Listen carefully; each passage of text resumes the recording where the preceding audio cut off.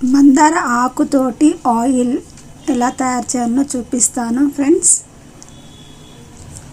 So మనం శుభ్రంగా clean చేసుకోవాలి. ఆకుని క్లీన్ చేసేసుకొని నీళ్ళలో వేయకూడదు, క్లీన్ చేసుకోవాలి. క్లీన్ చేసుకొని ఒక కడాయి తీసేసుకొని కడాయిలో కోకోనట్ ఆయిల్లో ఇంకా ఇది వేసేసేయాలి మందార ఆకుని.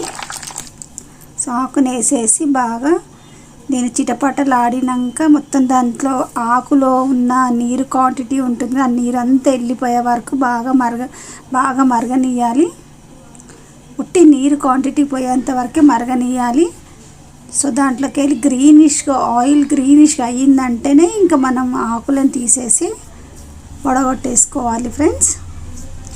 చాలా జుట్టు ఒత్తుగా అవుతుంది, నల్లగా అవుతుంది, పొడుగా అవుతుంది. ఈ ఆయిల్ అయితే చాలా డెఫినెట్గా యూజ్ అవుతుంది మీకు. ఈ వీడియో నచ్చినట్టయితే లైక్ చేయండి, సబ్స్క్రైబ్ చేయండి.